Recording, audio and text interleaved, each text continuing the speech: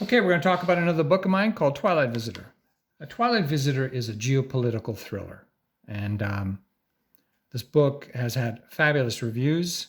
It's been compared to The Best of Dan Brown, Jack Higgins, Tom Clancy. Very good reviews. And the whole story begins with this: China versus Iran. And what happens is China tries to negotiate with Iran. They're having desperate issues with energy. They need oil to keep their megastructure going. And they try to negotiate a deal with Iran to become an exclusive customer of theirs, offering a very good price for the oil, but the Iranians say no.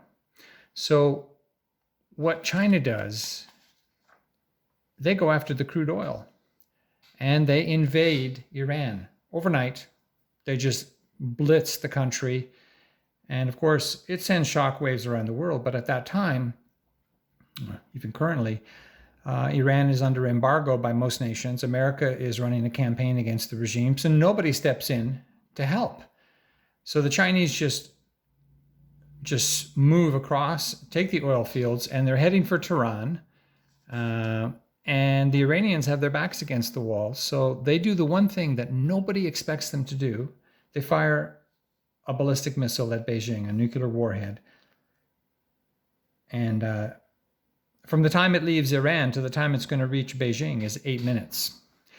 At that time, millions of people will die. So of course, this just sends shockwaves across the world. Nobody expected Iran to have this nuclear capability, but they did. And so just before all of this happens, we have this gentleman here. His name is Mateus Cordozo, very nondescript looking guy. He's vacationing in his hometown of Afife in Portugal. And he's just sort of dealing with his midlife crisis. He's trying to be alone on a beach, and this woman approaches him, kind of the image you see here. And they get into a dialogue, and after a short while, she says, well, look, here's the deal. In a matter of a day or so, your world's going to be involved in a nuclear confrontation, and the reason I'm here is because you're the only person that can stop it. Now, of course, Mateus just rejects this outright. He's like, are you kidding me? This is outlandish. He walks away.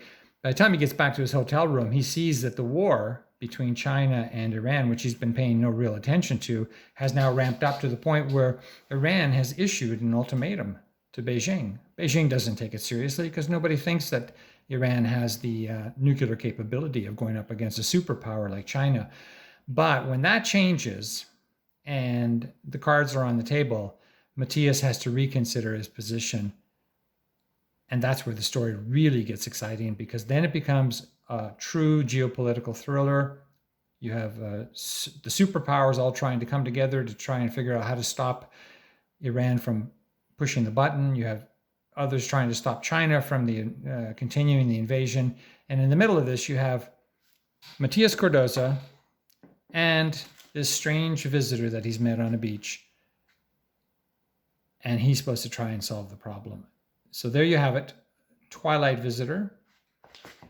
Thanks for listening.